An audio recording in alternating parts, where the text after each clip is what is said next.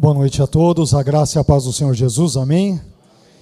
É uma grande alegria poder estar aqui com os irmãos nessa noite, é muito bom poder revê-los depois dessa semana, e espero sinceramente que os irmãos tenham tido uma semana muito abençoada, apesar das nossas eventuais tribulações, mas que Deus tenha guardado a vida de cada um dos irmãos.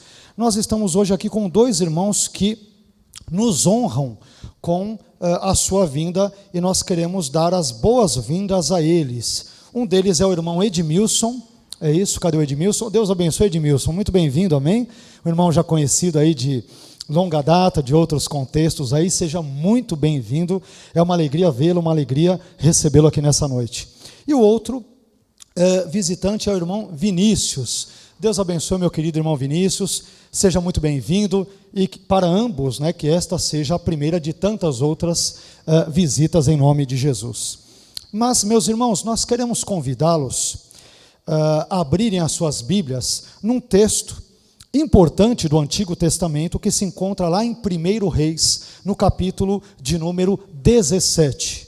1 Reis, no capítulo 17, e versículos 1 a 24. 1 Reis, capítulo 1, versículos 1 a 24. Capítulo 17, versículos 1 a 24. Diz assim a palavra do nosso Deus. Então Elias, o tisbita, dos moradores de Gileade, disse a Acabe: vive o Senhor Deus de Israel, perante cuja face estou, que nestes anos nem orvalho nem chuva haverá, senão segundo a minha palavra. Depois veio a ele a palavra do Senhor, dizendo: vai-te daqui e vira-te para o oriente, e esconde-te junto ao ribeiro de Querite, que está diante do Jordão. E há de ser que beberás do ribeiro, e eu tenho ordenado aos corvos que ali te sustentem. Foi, pois, e fez conforme a palavra do Senhor, porque foi e habitou junto ao ribeiro de Querite, que está diante do Jordão. E os corvos lhe traziam pão e carne pela manhã, como também pão e carne à noite, e bebia do ribeiro. E sucedeu que, passados dias, o ribeiro se secou, porque não tinha havido chuva na terra. Então veio a ele a palavra do Senhor, dizendo: levanta-te e vai a Sarepta, que é de Sidom, e habita ali. Eis que eu ordenei ali a uma mulher viúva que te sustente. Então ele se levantou e se foi a Sarepta, e chegando à porta da cidade, eis que estava ali uma mulher viúva apanhando lenha. E ele a chamou e lhe disse: traze-me, peço-te, numa vasilha um pouco de água que beba. E indo ela a buscá-la, ele a chamou e lhe disse: traze-me agora também um bocado de pão na tua mão. Porém ela disse: vive o Senhor teu Deus, que nem um bolo tenho, senão somente um punhado de farinha numa panela e um pouco de azeite numa botija. E vês, aqui apanhei 2 gravetos, e vou prepará-lo para mim e para o meu filho, para que o comamos e morramos. E Elias lhe disse: não temas, vai e faze conforme a tua palavra. Porém, faze disso primeiro para mim um bolo pequeno e traze-me para fora, depois farás para ti e para teu filho. Porque assim diz o Senhor Deus de Israel: a farinha da panela não se acabará, e o azeite da botija não faltará, até ao dia em que o Senhor dê chuva sobre a terra. E foi ela e fez conforme a palavra de Elias, e assim comeu ela e ele e a sua casa muitos dias. Da panela a farinha não se acabou, e da botija o azeite não faltou, conforme a palavra do Senhor que falara pelo ministério de Elias. E depois destas coisas, sucedeu que adoeceu o filho desta mulher, da dona da casa. E a sua doença se agravou muito, até que nele nenhum fôlego ficou. Então ela disse a Elias: que tenho eu contigo, homem de Deus? Vieste tu a mim para trazeres à memória a minha iniquidade e matares meu filho? E ele lhe disse: dá-me o teu filho. E ele o tomou no seu regaço e o levou para cima, ao quarto onde ele mesmo habitava, e o deitou em sua cama. E clamou ao Senhor e disse: ó Senhor meu Deus, também até a esta viúva com quem eu moro afligiste, matando-lhe seu filho? Então se mediu sobre o menino 3 vezes, e clamou ao Senhor e disse: ó Senhor meu Deus, rogo-te que torne a alma deste menino a entrar nele. E o Senhor ouviu a voz de Elias, e a alma do menino tornou a entrar nele, e reviveu. E Elias tomou o menino, e o trouxe do quarto à casa, e o deu à sua mãe. E disse Elias: vês aí, teu filho vive. Então a mulher disse a Elias: nisto conheço agora, que tu és homem de Deus, e que a palavra do Senhor na tua boca é verdade. Amém? Vamos agradecer ao nosso Deus, vamos pedir que Ele fale como frequentemente temos pedido, que Ele fale ao nosso coração, ao nosso intelecto, ao nosso ser, e que nós sejamos de fato tocados pela palavra de Deus, sejamos abençoados por ela e também transformados em nome de Jesus e para a nossa edificação também enquanto corpo de Cristo. Vamos orar? Pai, nós queremos bendizer e exaltar o seu nome nesta noite. Queremos agradecê-lo por mais um dia de vida que o Senhor graciosamente, misericordiosamente, compassivamente nos concedeu. Te agradecemos por podermos nos reunir, mesmo em meio a essa pandemia, porque até aqui o Senhor nos ajudou, o Senhor tem nos sustentado, tem nos guardado, tem nos abençoado, e nós te louvamos por isso. Acabamos também, Senhor, de ler um importante trecho da sua palavra. E te pedimos que o Senhor nos dê graça para discorrermos sobre esse texto e que o Senhor dê graça à sua igreja para compreendê-lo, para entendê-lo, Senhor, para discerni-lo e, sobretudo, para colocá-lo em prática na sua vida. Abençoe-nos na noite de hoje, fale ao nosso coração, fale, por favor, te pedimos, ao nosso ser. É o que nós te pedimos, agradecidos, em nome e para a glória do teu Filho Jesus. Amém. Amém? Deus abençoe, meus irmãos. Por favor, podem se assentar.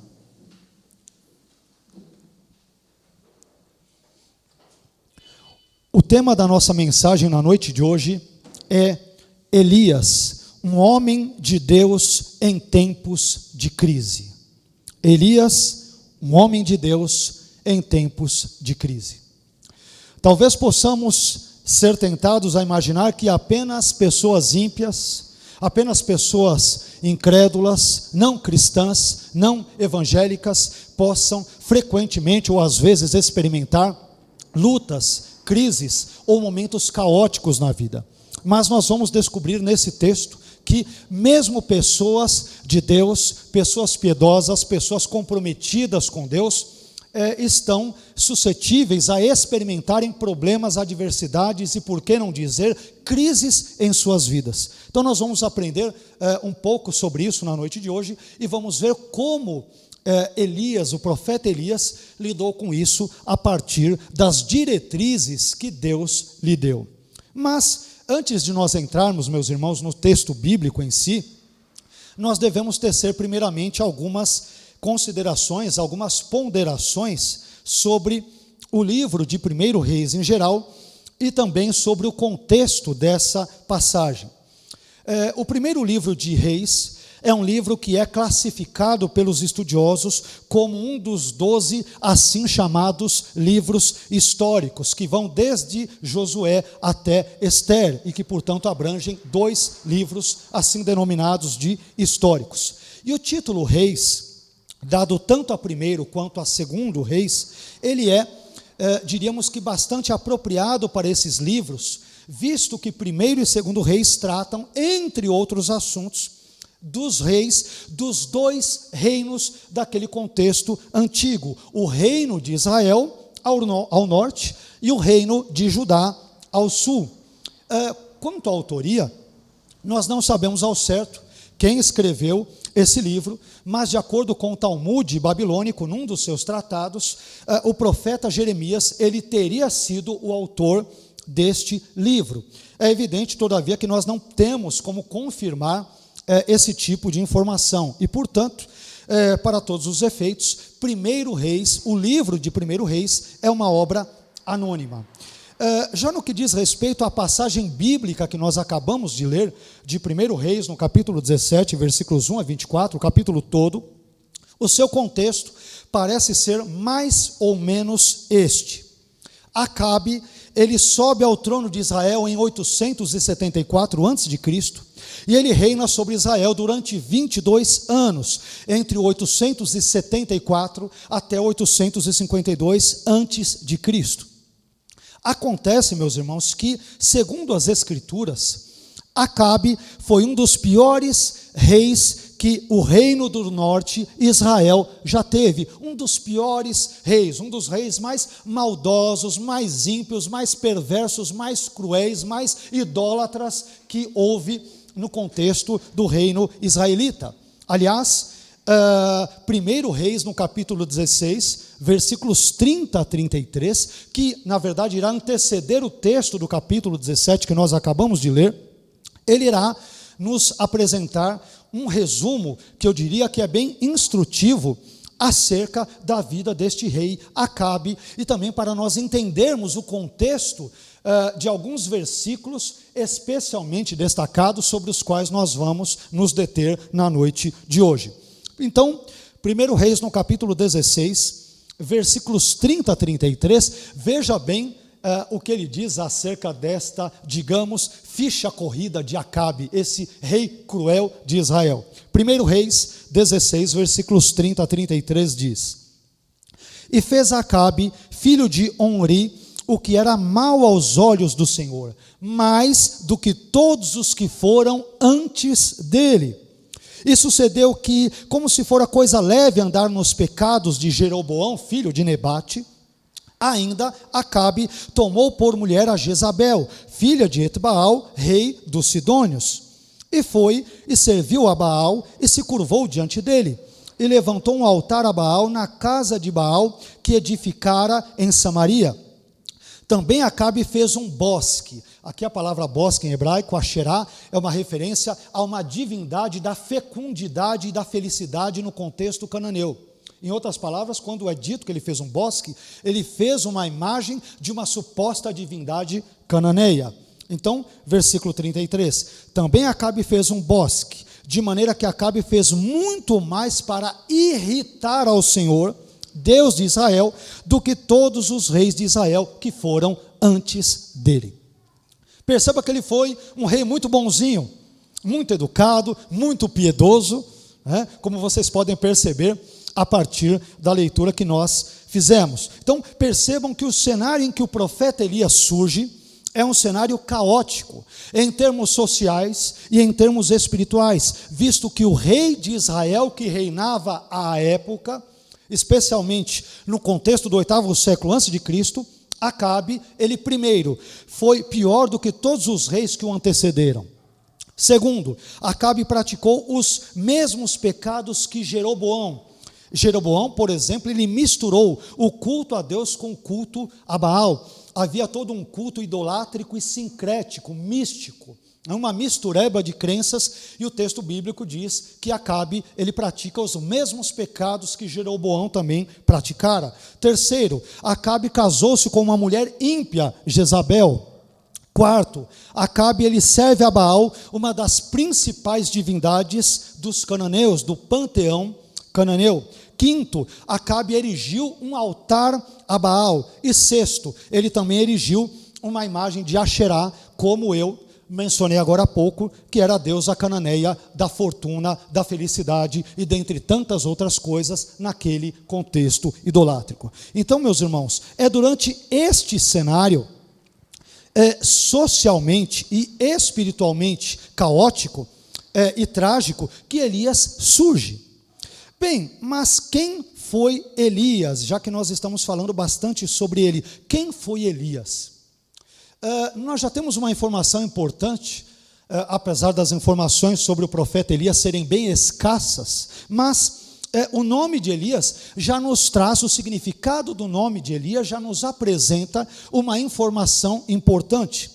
O nome Elias, ele vem do hebraico Eliarro, que significa meu Deus é Yah. Yah sendo aqui uma abreviatura do tetragrama, Yahweh ou Yahvé.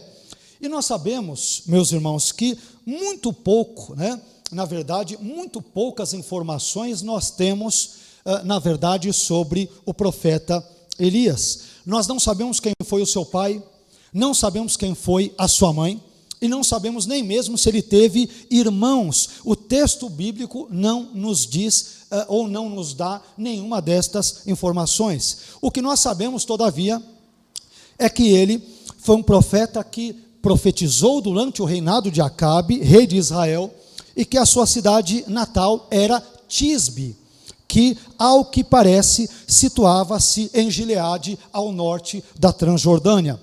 Tradicionalmente, os estudiosos, eles têm identificado Tisbe, aqui a terra natal de Elias, como um local conhecido hoje como Istibe, situado a cerca de 13 quilômetros ao norte do rio Jaboque. Porém, nós não temos como ter certeza, como precisar esses tipos de informações. Mas, seja como for, o autor de 1 Reis, ele introduz na sua narrativa o profeta Elias como um exemplo de alguém que, durante um período de crise social e espiritual em Israel, se posiciona contra o governo do rei ímpio Acabe. E também é evidente da sua esposa, igualmente ímpia, Jezabel. E é durante esse momento de crise nacional em Israel que nós podemos aprender algumas preciosas, relevantes, importantes lições para a nossa vida, que eu gostaria de dividir com os irmãos nesse momento. Vamos ver então quais são estas lições. Eu busquei aqui destacar 7 destas lições para a nossa reflexão na noite de hoje. Eu aprendo, meus irmãos, em primeiro lugar, que em tempos de crise, devemos ter consciência de que Deus está vivo e de que estamos em sua presença. Em primeiro lugar, eu aprendo que em tempos de crise, devemos ter consciência de que Deus vive, Deus está vivo, e ao mesmo tempo devemos estar conscientes de que nós estamos na sua gloriosa presença. 1 Reis, no capítulo 17, e versículo 1, parte A, diz: Então Elias o tisbita, dos moradores de Gileade, disse a Acabe: Vive o Senhor, Deus de Israel, perante cuja face estou. Nós percebemos neste versículo que, diante do cenário espiritual caótico promovido pelo rei Acabe em Israel, o profeta Elias, ele não foge do rei, ele não faz de conta que tudo está indo bem em Israel. Ele não foge das suas responsabilidades como profeta, e portanto Elias denuncia o pecado de Acabe, dizendo que não é Baal quem está vivo, mas é o Senhor quem está vivo. E é por isso que ele começa a sua fala dizendo: vive o Senhor, Deus de Israel, e não Baal. Elias sabe quem é Acabe. Sabe que Acabe, assim como a sua esposa Jezabel, estão absolutamente comprometidos com Baal, com Astarote e com todas as outras possíveis e pseudodivindades cananeias. Mas mesmo diante de um contexto tão idólatra, tão idolátrico como este, o profeta Elias, ousadamente, corajosamente, ousa dizer para Acabe que não é Baal quem está vivo, mas é o Deus de Israel que vive e reina sobre a terra e sobre todas as coisas e pessoas. E essa fala, meus irmãos, de Elias, diante de Acabe, ela me lembra uma conhecida fala de Martin Luther King Jr., o conhecido líder negro batista norte-americano, por meio da qual Luther King ele orienta a igreja a agir como a consciência do Estado, sendo, portanto, uma voz profética diante dele. Segundo Luther King, abre aspas, a igreja deve ser lembrada de que não é senhora ou serva do Estado, mas sim a consciência do Estado. Ela, a igreja, deve ser o guia e o crítico do Estado, e nunca o seu instrumento. Se a igreja não recuperar o seu zelo profético, ela se tornará um clube social irrelevante, sem autoridade moral ou espiritual. Fecha aspas. E meus irmãos, é exatamente isso que Elias faz diante de Acabe. Ele denuncia o pecado de Acabe, funcionando como consciência crítica do rei. Eu aprendo com esse texto que a igreja de Cristo, ela não deve se amedrontar, não deve se acovardar, não deve se omitir diante do seu papel como instrumento de Deus para denunciar os pecados praticados pelo Estado, pelo governo ou por qualquer outro tipo de órgão governamental. Em momentos de crise, Elias afirmou que o Senhor estava vivo e não Baal.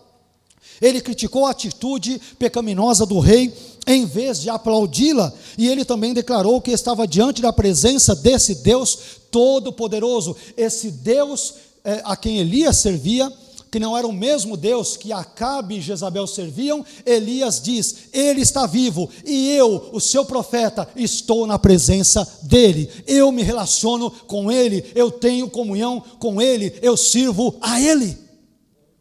De modo, meus irmãos, que não basta sabermos ou afirmarmos que Deus está vivo. É necessário que, além de afirmar que Ele está vivo, é necessário que nós nos relacionemos com Ele, que tenhamos comunhão com Ele, que o sirvamos, que o temamos, que obedeçamos a Sua palavra e que façamos tudo isso para a glória dEle. Esta é uma primeira lição dentre estas 7 que nós separamos para refletirmos na noite de hoje. Mas, em segundo lugar, eu também aprendo, meus irmãos, que em tempos de crise, devemos fazer a leitura da época em que vivemos, tendo como base as Escrituras. Em tempos de crise, devemos fazer a leitura, uma leitura da época, do contexto em que nós vivemos, tendo como fundamento as Escrituras. Veja o que diz 1 Reis no capítulo 1, no capítulo 17, e versículo 1, parte B. 1 Reis 17, versículo 1, ainda a parte B. Na continuação do versículo é dito: nestes anos, nem orvalho nem chuva haverá. Nestes anos, nem orvalho nem chuva haverá. Por que Elias disse a Acabe que nos próximos anos, aliás, segundo Tiago, no capítulo 5, versículo 17, durante 3 anos e meio não choveria? Por que ele diz isso? Elias disse isso por 2 motivos, entendo eu, principais. Primeiro deles, para mostrar para Acabe que não era Baal quem controlava o tempo, mas sim o Deus de Israel. E segundo, para mostrar para Acabe que a ausência de chuvas representava o juízo de Deus contra ele e contra Israel por causa dos seus pecados. E aí, vamos dar uma olhada um pouco mais de perto sobre esses 2 pontos. Em primeiro lugar, Elias disse que durante 3 anos e meio não haveria chuva, a fim de mostrar para Acabe que não era Baal quem controlava o tempo, mas sim o Deus de Israel, quem controlava não apenas o tempo, mas todas as coisas. Meus irmãos, quando nós pesquisamos a história e todos os contextos culturais por trás desse texto, nós descobriremos que Baal, ele era considerado o Deus do tempo, o Deus da chuva, o Deus da agricultura e o Deus da fertilidade, dentre tantas outras coisas. Essa era a maneira como ele era enxergado num contexto idólatra. E esse fato, ele é bem comprovado pela arqueologia, que nas suas escavações desenterrou diversas imagens de Baal, por exemplo, segurando trovões nas suas mãos, trovões, raios, relâmpagos e assim por diante. E dessa forma, quando os agricultores idólatras, eles queriam chuva para as suas colheitas, imaginem o que eles faziam. Eles ofereciam sacrifícios e petições a Baal. Baal, mande chuva para a nossa colheita. Baal, por favor, ajude-nos para que o nosso trigo, para que as nossas laranjeiras, para que as nossas outras árvores, todos os tipos de frutas possam ser fecundos. Baal, ajude-nos. Baal, atenda-nos. Sempre Baal era invocado nesse contexto. E aí, meus irmãos, percebam, portanto, desse modo que quando Elias anunciou que o Senhor estava retendo as chuvas durante 3 anos e meio, essa ausência de chuvas não foi apenas um duro golpe contra a agricultura, mas também foi um duro e devastador golpe contra os supostos poderes climáticos de Baal, o suposto Deus ou divindade do tempo. Essa falta de chuva significava que era o Senhor quem era o dono do tempo, e não Baal. Era Deus quem mandava nas chuvas, no sol, no tempo, nas estações, na agricultura, na fertilidade, e não Baal. É uma primeira coisa que nós aqui descobrimos. Em segundo lugar, Elias disse que durante 3 anos e meio não haveria chuva, também a fim de mostrar para Acabe que a ausência de chuvas representava o juízo de Deus contra ele mesmo, Acabe, e também devido especialmente contra Acabe e contra Israel, devido ao pecado de ambos. Meus irmãos, Elias, como um profeta de Deus que era, certamente conhecia o que a Torá, o Pentateuco, ensinava sobre a idolatria e também sobre as consequências que a idolatria, o pecado da idolatria traria sobre os seus praticantes. Isso é muito importante para nós entendermos por que Elias, ele traz ali uma palavra profética, segundo a qual, durante 3 anos e meio, de acordo com o depoimento de Tiago, não choveria sobre Israel. Então, há um motivo para isso. E aqui Elias não está inventando moda, ele não está criando uma nova doutrina. Há uma razão para isso. E essa razão se encontra na Torá, se encontra no Pentateuco, ou, para sermos mais específicos ainda, no livro de Deuteronômio. Vejam o que diz, por exemplo, o livro de Deuteronômio, no capítulo 11, e versículos 16 e 17. E aí nós vamos entender o porquê de Elias ter dito que não haveria mais orvalho nem chuva, naquele contexto, como uma palavra de juízo a Acabe devido aos seus atos idólatras. Mais uma vez, Deuteronômio, capítulo 11, versículos 16 e 17, diz o seguinte: guardai-vos que o vosso coração não se engane, e vos desvieis e sirvais a outros deuses, e vos inclineis perante eles. Preste atenção agora no versículo de número 17. E a ira do Senhor se acenda contra vós, e feche ele os céus, e não haja água, entenda-se, chuva, e a terra não dê a sua novidade, e cedo pereçais da boa terra que o Senhor vos dá. Então, a seca de 3 anos e meio que se abateu sobre Israel, nada mais era do que o resultado da ira de Deus sobre a Israel idólatra e apóstata da época de Acabe. E isso nos ensina, meus irmãos, dentre outras coisas, isto nos ensina que o pecado tem consequências, e que mais cedo ou mais tarde, tais consequências virão sobre os pecadores que cometeram tais pecados, caso estes não se arrependam dos mesmos. Paulo vai nos dizer no Novo Testamento: não erreis, não vos enganeis, porque aquilo que o homem semear, ele também ceifará, não é isto? O que semeia na carne, ele colhe a corrupção, e o que semeia no espírito, colhe a vida eterna. Como Acabe semeou na idolatria, cultuando a Baal, misturando os credos israelitas e monoteístas com contextos sincréticos dos Baalins, Deus então entra em juízo contra Israel. E ele se vale disso por meio da instrumentalidade do seu servo, do profeta Elias. O profeta Elias. Isso irá nos conduzir há um terceiro importante ensinamento com base no texto que nós lemos. Em terceiro lugar, meus irmãos, nós também aprendemos nesse texto que em tempos de crise nós devemos ser guiados pela palavra de Deus. Em tempos de crise devemos ser guiados pela palavra de Deus. Veja o que diz 1 Reis 17, versículo 2.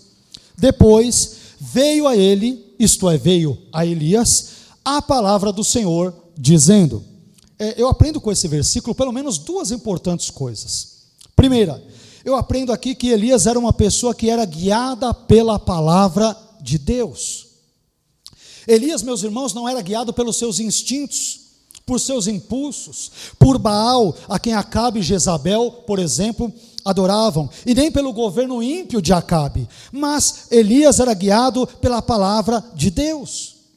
Em momentos de crise, devemos permitir que a palavra de Deus nos guie, nos ilumine e nos conduza naquilo que é certo, naquilo que agrada a Deus, naquilo que é condizente com a vontade de Deus, tal como esta se nos é auto-revelada na sua palavra. Uma das melhores maneiras que temos de enfrentar momentos críticos é confiarmos na palavra de Deus e, portanto, no Deus que inspirou a sua própria palavra. Confiemos em Deus.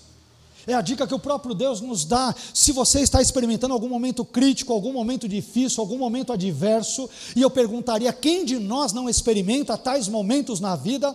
A orientação de Deus, a sugestão de Deus, o conselho de Deus, a ordem de Deus, por que não dizer, os escutemos e nos submetamos à sua gloriosa, inerrante, infalível e poderosa palavra.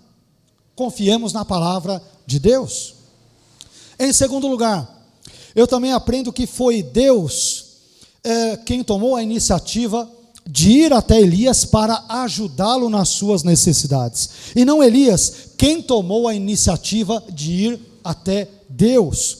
O texto bíblico que nós lemos, de 1 Reis 17:2, diz que veio a ele, isto é, a Elias, a palavra do Senhor. Não é dito que Elias foi até Deus, é dito que a palavra do Senhor veio até Elias. Isso é o que nós podemos chamar, em termos teológicos, por exemplo, de graça preveniente. É Deus, meus irmãos, quem toma a iniciativa de vir ao nosso encontro. É Deus quem nos conduz pelos seus caminhos. É Deus quem nos guia pelas suas veredas. É Deus quem abençoa o nosso entendimento e quem possibilita que façamos aquilo que lhe agrada. É Deus quem nos dá forças para prosseguirmos em nossa caminhada. Todas essas boas coisas e as boas dádivas vêm de Deus, têm origem em Deus. Deus é a fonte de todas elas.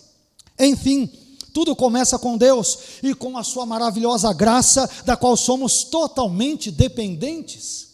Aliás, 1 João 4,19, que vez por outra nós citamos aqui, diz que nós o amamos, isto é, nós só amamos a Deus porque Ele, Deus, nos amou primeiro. Tudo começa com Ele, continua com Ele, se desenvolve com Ele, de modo que sem Deus, sem a sua graça, sem o seu agir poderoso e misericordioso em nossas vidas, estaríamos irremediavelmente perdidos em tempos de crise.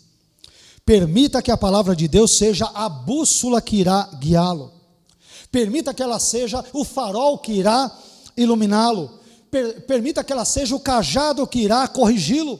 Permita que a palavra de Deus seja a fonte que irá saciá-lo. E permita que ela também seja o instrumento divino que irá transformá-lo, abençoá-lo para a glória de Deus. Mas, enfim, tenha uma vida guiada pela palavra de Deus. Esta é outra informação extremamente importante que nós aprendemos nesse texto. Em quarto lugar, meus irmãos, eu também aprendo que em tempos de crise, é um ponto que tem tudo a ver com o ponto anterior, mas com algum outro desdobramento adicional, mas eu descubro em quarto lugar que em tempos de crise devemos confiar obedientemente na palavra de Deus. Devemos confiar obedientemente. Não é simplesmente dizer, eu creio na palavra, mas eu não me submeto a ela. Eu confio, eu sei que é a palavra de Deus, mas não busco vivenciá-la.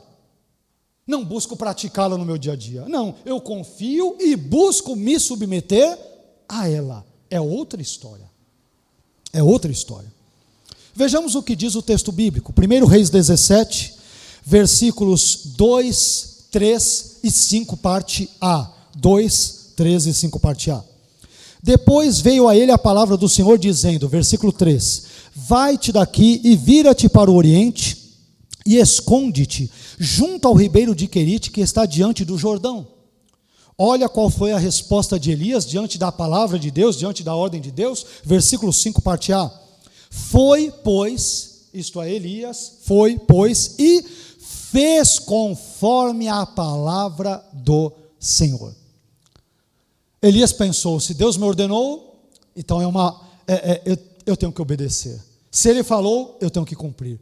Se Deus disse isso, eu devo agir conforme aquilo que ele orientou. Mas, infelizmente, meus irmãos, nós vivemos em meio a uma geração que é profundamente desobediente à palavra de Deus. É triste isso. Hoje nós temos Bíblias de todos os tipos, de todas as sortes, de todas as cores, de todos os tamanhos, para todos os gostos, com todos os tipos de traduções, mais literais, mais conceituais, mais parafraseadas. Nós temos a palavra de Deus de todas as formas que possamos imaginar.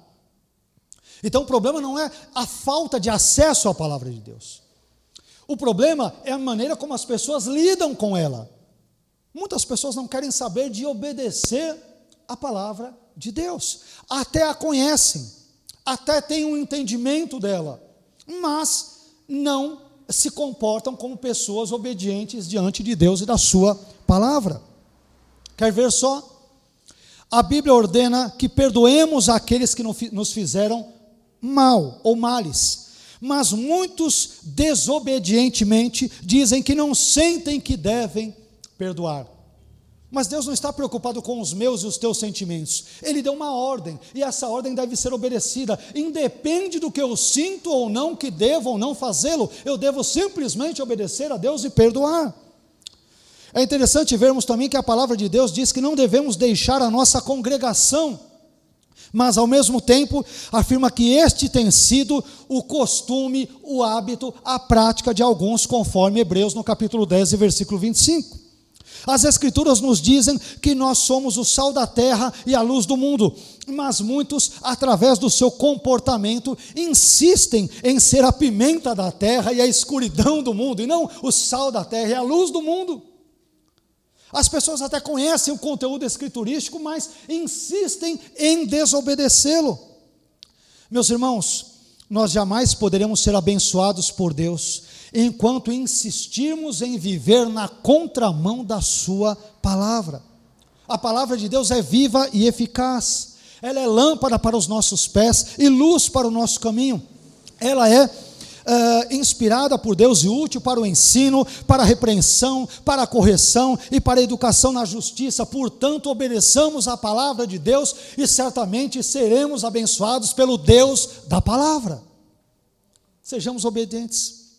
Deus falou para Elias, ele deu uma ordem a Elias, e Elias simplesmente obedeceu a ordem de Deus.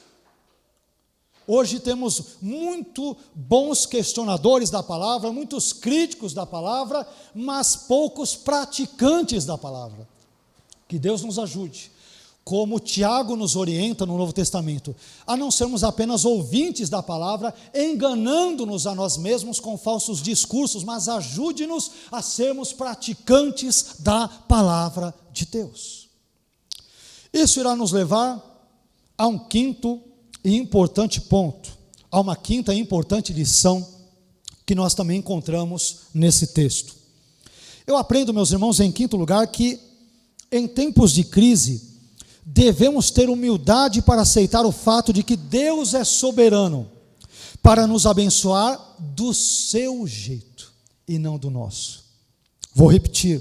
Em tempos de crise, devemos ter humildade para aceitar o fato de que Deus é soberano, Ele é todo sábio, para nos abençoar do seu jeito, do jeito de Deus, e não do meu jeito ou do seu jeito.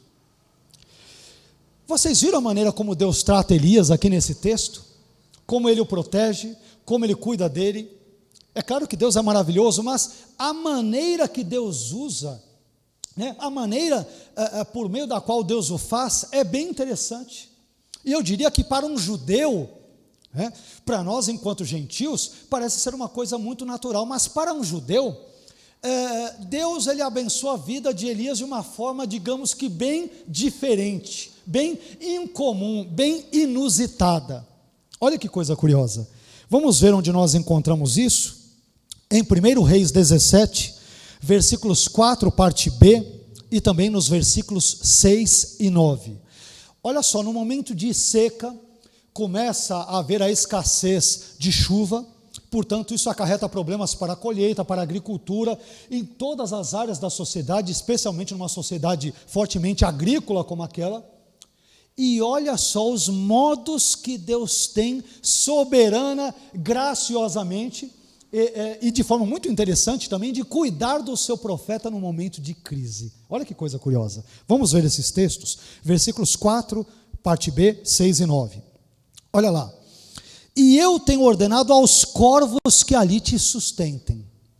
Ô Elias, sai daqui do palácio de Acabe, diante de Acabe, vai lá para o Querite, e eu vou te sustentar. Ah, Senhor, eu imagino que o Senhor vai trazer imponentes garçons para me servirem. Não é bem isso não, viu, Elias? Eu, na verdade, literalmente deixarei você no bico do corvo. Literalmente você estará no bico do corvo. E eu tenho ordenado aos corvos que ali te sustentem. Versículo 6. E os corvos lhe traziam pão e carne pela manhã, como também pão e carne à noite. Olha só. Depois, versículo 9, nesse ínterim, Deus ordena que Elias, ele vá para Sarepta, na região de Sidom.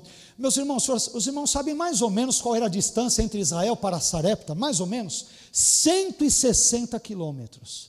E naquela época não existia, não dava para ele pegar uma ponte aérea em Israel, ir ali até Sarepta, não tinha um trem-bala como tem no Japão, não tinha nenhuma outra coisa, era ou um jumentinho, ou a pé, ou um camelo, ou alguma coisa do gênero, mais ou menos 160 quilômetros.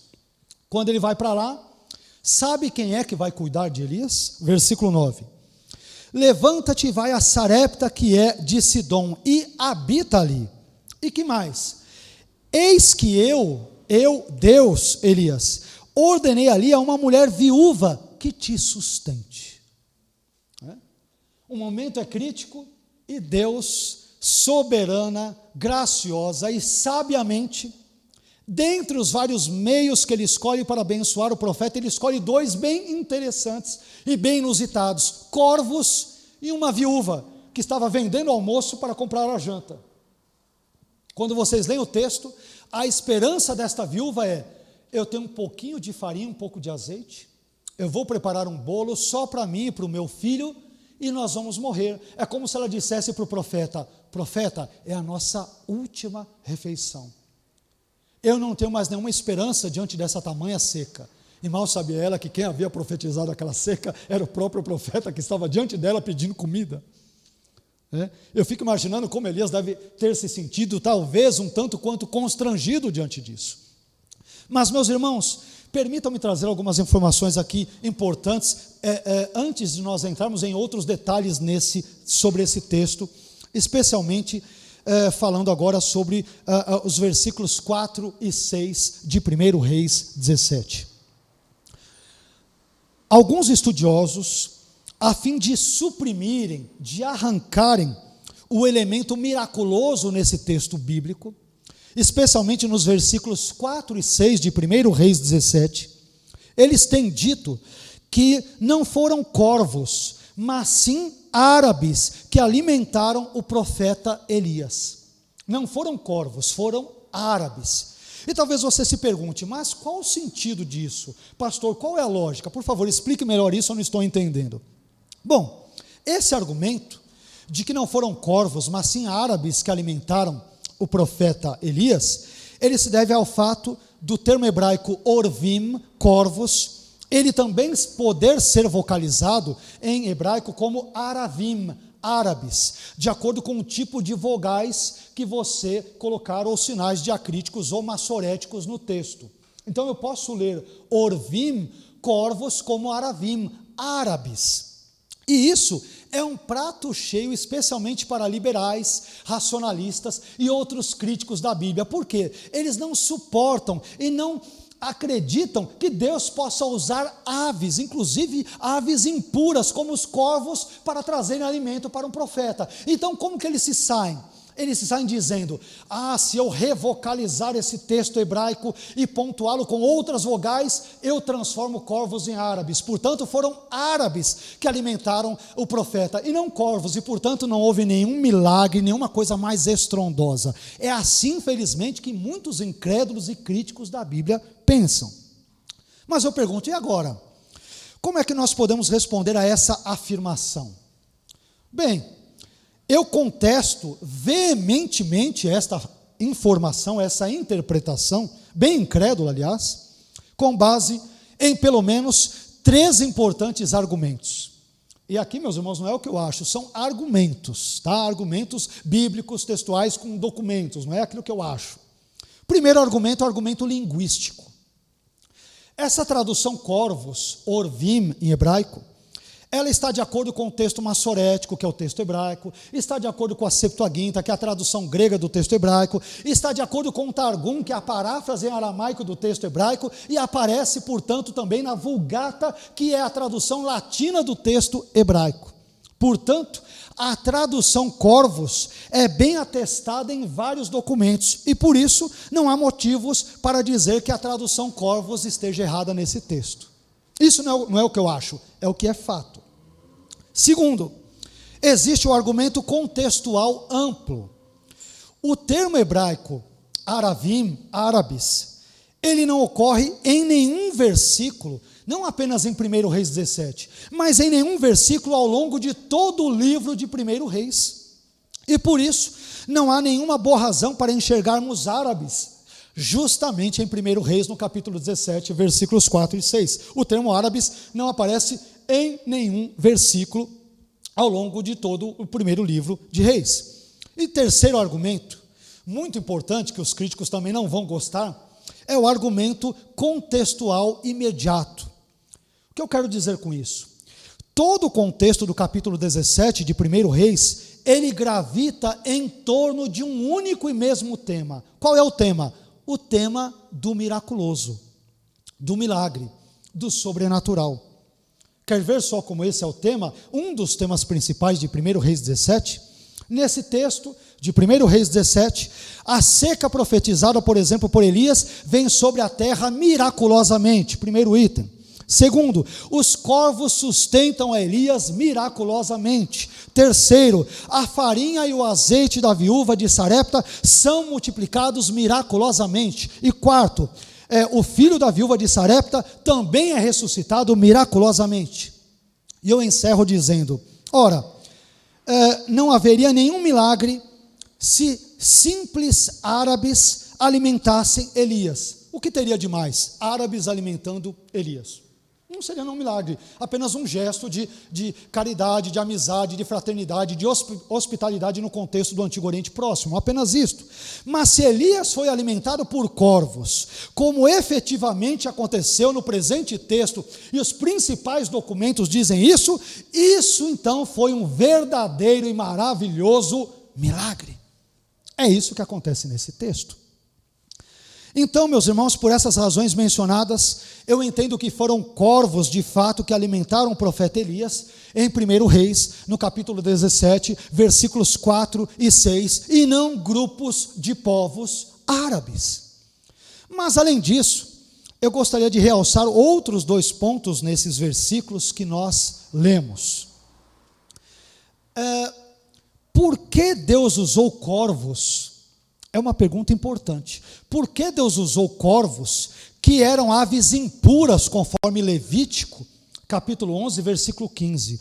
Todos os tipos de aves das famílias dos corvos eram animais impuros, conforme a lei judaica, a lei de pureza e impureza. Então, por que Deus usa corvos, que eram aves impuras, e também usa uma viúva impura para sustentar Elias? Por que impura? Porque ela era de Sidom, era uma fenícia, portanto era gentia e portanto era impura. Deus sustenta o seu profeta com meios nada convencionais. É uma ave impura e uma mulher impura no meio de uma terra impura, porque Sidom era uma terra pagã e portanto era impura também. Por que Deus faz essas coisas? Que para nós parece não fazerem muito sentido, porque nós somos gentios, mas Elias era judeu. Por que Deus faz isso? Eu tenho para mim, meus irmãos, que Deus fez isso porque Ele queria ensinar para Elias, e também para nós, pelo menos 2 importantes lições. Primeira, que Deus é o Deus da providência. Ele é o Deus da providência. E segundo, Deus não quer que sejamos preconceituosos quanto aos instrumentos que Ele usa para nos abençoar. Se Deus é Deus, e se dele é a terra, a sua plenitude, o mundo e todos os que nele habitam, ele pode usar quem quiser, o que quiser, quando quiser, do jeito que quiser, a fim de abençoar a minha e a sua vida, a vida dos seus filhos e filhas, a vida da sua igreja. Ele é soberano e ele pode fazer do jeito que ele quiser. Deus, ele usou corvos, os corvos e a viúva para sustentarem Elias, para que Elias soubesse que a sua provisão e o seu sustento vinham de Deus e não dele mesmo. O nosso sustento, as nossas bênçãos, as nossas benesses, as nossas necessidades, em última análise, vêm de Deus. E segundo, além disso, nós também aprendemos que Deus usou estes instrumentos inusitados, como nós dissemos, o corvo, que era uma ave impura, e a viúva, que pertencia a uma das classes de pessoas mais vulneráveis em Israel, no caso sendo uma gentia também impura, para que Elias fosse abençoado de acordo com os parâmetros de Deus, e não de acordo com os seus próprios parâmetros humanos. Eu creio, meus irmãos, que 1 Coríntios, no capítulo 1, e versículos 27 a 29, nos apresenta uma boa explicação, ilustra muito bem, ajuda-nos a entender muito bem aquilo que Deus fez com Elias em 1 Reis 17. Porque Deus usa corvos e uma viúva, ambos num contexto impuros, para um judeu.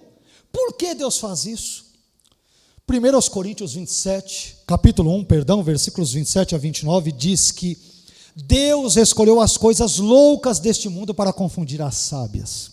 E Deus escolheu as coisas fracas deste mundo para confundir as fortes. E Deus escolheu as coisas vis deste mundo e as desprezíveis e as que não são, para aniquilar as que são, para que nenhuma carne se glorie perante Ele. Deus usou, meus irmãos, uma ave impura e uma viúva também impura, porque ela era gentia, para abençoar o seu profeta.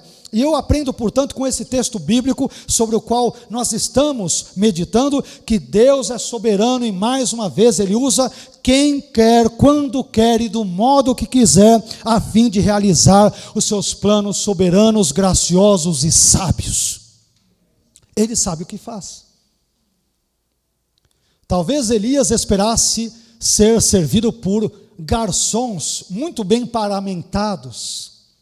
Talvez esperasse ir para a Fenícia para ser sustentado por um nobre, uma pessoa importante do contexto ali do Antigo Oriente Próximo.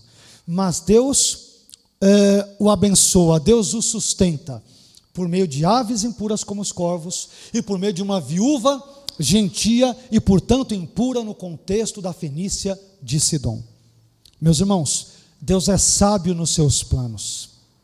Ele sabe o que usar, a quem usar, quando usar, a melhor maneira de usar, e se Ele quer ou não soberanamente usar, com o propósito de abençoar a nossa vida.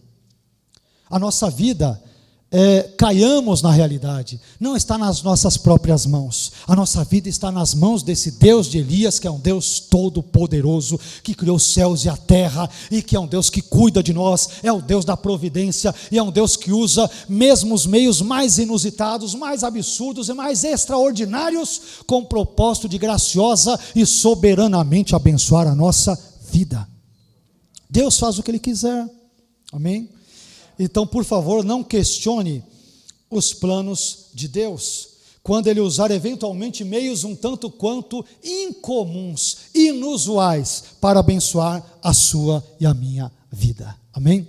Ele pode usar as pessoas, as circunstâncias mais absurdas, mais ridículas, mais que você possa falar, mas que nonsense, é uma coisa totalmente fora da curva, é uma coisa ridícula de tão absurda que é. Pois é, quem anda com Deus não deve se surpreender se Deus usar meios incomuns com o propósito de abençoar a sua vida. Amém. Em sexto lugar, sexto e penúltimo lugar, eu também aprendo, meus irmãos, nesse texto, que em tempos de crise, descobrimos que há pessoas que muitas vezes encontram-se em situação pior do que a nossa. em momentos de crise, nós descobrimos que existem pessoas, muitas vezes em pior situação do que a nossa. Veja o que dizem o texto de 1 Reis 17, versículos 9, parte B e 12. 9, segunda parte e 12. Eis que eu ordenei ali, isto é, em Sarepta, a uma mulher viúva que te sustente. Olha só, versículo 12. Porém ela disse, olha o que a viúva de Sarepta diz para Elias quando ele diz, olha, prepare um pedaço de bolo para você, para o seu filho, mas para mim também, né? Prepara primeiro para mim. Olha a resposta dela, versículo 12. Porém ela disse, vive o Senhor teu Deus, Deus de Elias, né? Ela é uma incrédula, uma gentia. Vive o Senhor teu Deus, que nem um bolo tenho, senão somente um punhado de farinha numa panela e um pouco de azeite numa botija. E vês aqui, apanhei 2 gravetos, e olha que final muito triste no versículo 12, e vou prepará-lo, né, esse bolo que eu vou fazer ainda, eu vou prepará-lo para mim e para o meu filho, para que o comamos e morramos. Para essa mulher, a fome era tão profunda naquele contexto, a seca, que fora profetizada por Elias, que ela disse, profeta, eu não tenho mais nada, eu tenho um pouquinho de farinha, um pouquinho de azeite, eu vou mexer esses elementos, daqui a pouco eu vou fazer uma comida, mas é bem escassa para mim ou para o meu filho, e a minha esperança é que depois disso nós vamos morrer, nós não vamos sobreviver a esta seca. Uma mulher totalmente desesperançosa, ela não via uma luz no fim do túnel, ela via que a morte estava se avizinhando, se aproximando dela, da sua casa, do seu filho, o mais brevemente possível, e ela percebe que ela não tem nada para fazer para reverter a situação. Esse é o contexto. E meus irmãos, talvez Elias pudesse ser tentado a pensar que ninguém estivesse sofrendo como ele naquele momento, ou nesse momento específico na história. Elias foi sustentado por corvos, ele teve que percorrer 160 quilômetros, como eu mencionei agora há pouco, de Israel até Sarepta, na Fenícia, para obedecer à vontade de Deus, e teve também que ser sustentado por uma viúva gentia. Mas a situação daquela viúva, nós percebemos, era pior do que a de Elias. Ela tinha apenas um pouco de farinha e um pouco de azeite para preparar, para ela mesma e para o seu filho, e ela acreditava que iria morrer em pouco tempo. Meus queridos, muitas vezes eu aprendo com esse texto nos traz uma importante lição, uma lição muito prática. Muitas vezes nós somos individualistas, egoístas e narcisistas. Diante da crise que nós enfrentamos, nós olhamos apenas para nós mesmos, para o nosso umbigo, e nos esquecemos de que os outros, muitas vezes, talvez estejam em piores condições do que as nossas. Em pior condição. Às vezes, eu tenho para mim que muitas vezes nós fazemos tempestade em copo d'água, e que nós exageramos os nossos problemas, quando na verdade o sofrimento do nosso próximo é bem maior e bem mais profundo do que o nosso. Mas às vezes nós gostamos de nos auto-vitimizar. Não, ninguém trabalha como eu, ninguém tem uma família tão problemática como a minha, ninguém tem que ralar e acordar tão cedo como eu. E se nós pararmos para prestar atenção bem, mesmo na vida do nosso próximo, de um vizinho, de um amigo, de um parente, ele ou ela possivelmente estarão em condições muito piores do que a nossa. E por isso, meus irmãos, que Deus nos ajude a olharmos para o nosso próximo com um olhar de compaixão, de empatia e de misericórdia, pois o nosso próximo pode estar precisando de nós muito mais do que nós estamos precisando dele. Reclamamos porque as coisas aumentaram, e aumentaram mesmo, a gente sabe, é farinha, é trigo, é a carne, como diz outro, está pela hora da morte, não dá para comprar, realmente, mas ainda temos como nos virar aqui e ali, não dá para comer carne, compra frango, não dá, come um arroz, feijão com ovo, nos viramos, e tem pessoas que não têm nem isso, não tem nem um lugar para morar. Reclamamos de que pagamos o aluguel, e realmente também aluguel é algo caro, é verdade, ninguém está dizendo que não seja, mas há pessoas que nem têm um lugar para morar.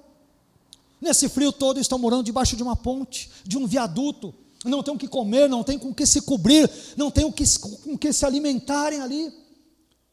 Às vezes nós reclamamos, porque Deus usa corvos e a viúva gentia para nos atender. Nós ainda somos supridos, e mal sabemos que às vezes a pessoa que Deus usa para nos abençoar, pode estar passando por situações mais periclitantes, mais graves e mais difíceis do que a nossa situação. Que Deus nos ajude a termos um olhar de empatia, se colocar no lugar do outro, nas suas dores, nos seus sofrimentos, no seu choro e nas suas angústias. Muitas vezes nós somos muito egoístas e individualistas. Pensamos apenas em nós. Que Deus nos ajude a olharmos também para o outro. Amém?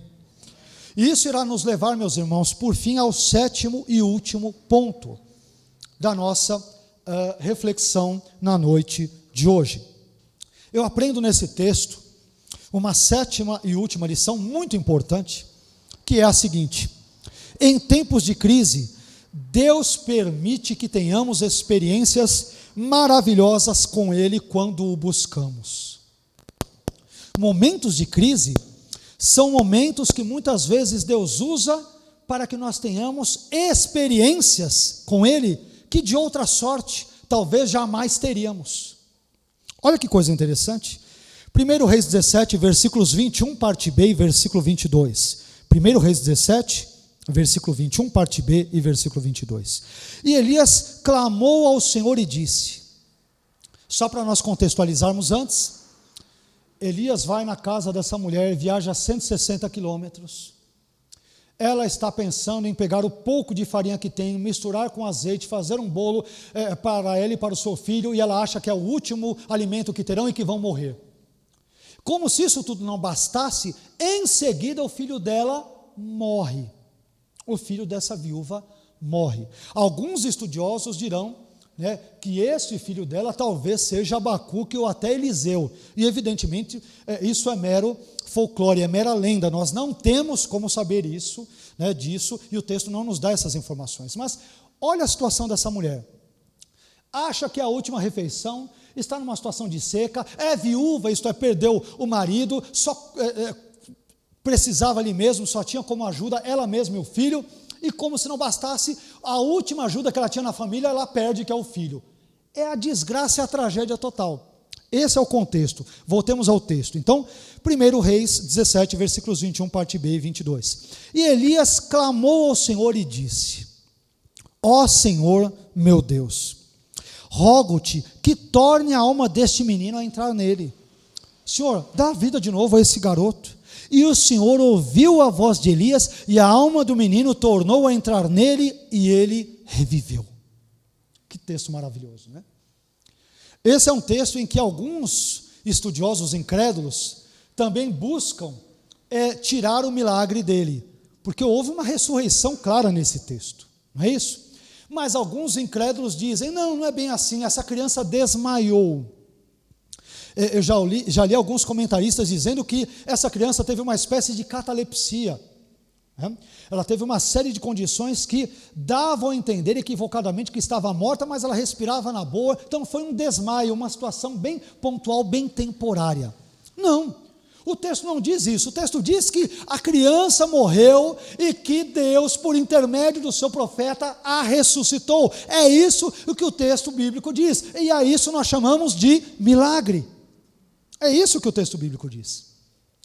E esse texto, meus irmãos, caminhando para o final, na nossa reflexão de hoje, ele me fez pensar numa coisa, já que o nosso assunto é crise, Elias, um homem de Deus em tempos de crise, esse texto me fez pensar na seguinte coisa. Nós sabemos que a palavra crise em chinês, ela é composta por 2 ideogramas, um que significa perigo, e o outro que significa oportunidade ou ocasião propícia. Com base nisso, me permita dizer que tempos de crise são ótimas oportunidades que Deus nos dá para que busquemos a sua face e tenhamos experiências maravilhosas com Ele. Quer ver só? José, em tempos de crise, viu Deus mudando a sua sorte, transformando de prisioneiro que era num dos principais governantes do Egito.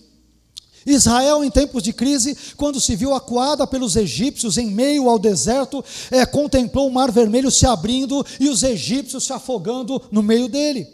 Paulo, em tempos de crise, ele se viu com um espinho na carne, e nesse contexto ele pôde orar 3 vezes ao Senhor acerca desse problema, e também pôde ouvir de Deus que a sua graça, a graça de Deus lhe bastava.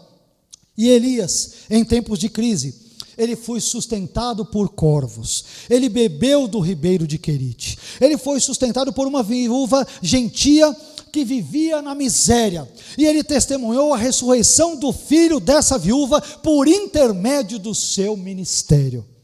Momentos de crise são ótimas oportunidades que Deus nos dá para que busquemos a sua face, para que confiemos na sua palavra, para que façamos o bem ao nosso próximo e para que experimentemos os seus maravilhosos milagres em nossa vida.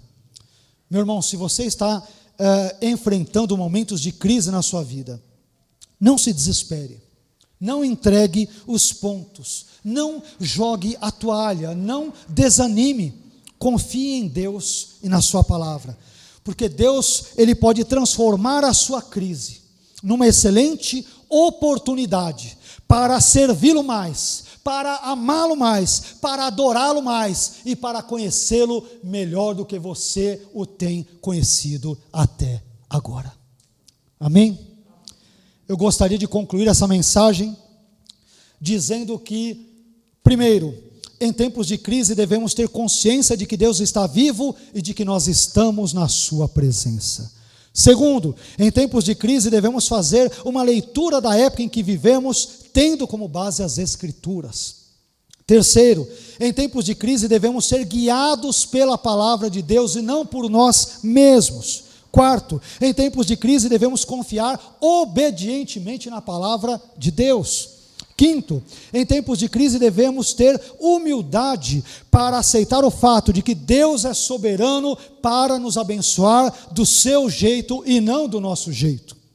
Sexto, em tempos de crise, nós também descobrimos que há pessoas em situação muitas vezes pior do que a nossa. E sétimo, em tempos de crise, Deus permite que tenhamos experiências maravilhosas com Ele quando nós efetivamente o buscamos. Que Deus abençoe a sua vida, a sua família, o seu ministério, e que Ele te ajude a enfrentar e a vencer os tempos de crise com a sua graça, com a sua sabedoria e com o seu amor. Podemos experimentar crises, mas não estamos sozinhos nelas. Deus está conosco, como esteve com Elias. Amém? Não sei que momentos eventualmente críticos você possa experimentar na sua vida. Todos nós, aliás, estamos em termos agora universais experimentando essa crise terrível que é a pandemia do coronavírus. Todos nós, em certo sentido, estamos experimentando uma crise sem precedentes na história da humanidade. Mas, meus irmãos, eu quero encorajá-los, eu quero aconselhá-los ousadamente a confiarem em Deus, mesmo em meio a uma crise tão profunda como esta em que nós vivemos. Confie em Deus, você não está sozinho. Você não está sozinho. Amém? Vamos ficar em pé? Vamos orar a esse Deus?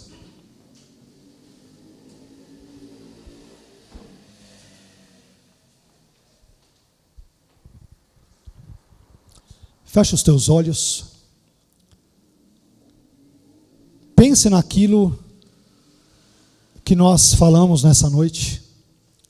Lembre-se de todos os problemas que Elias enfrentou, que aquela mulher, aquela viúva também enfrentou.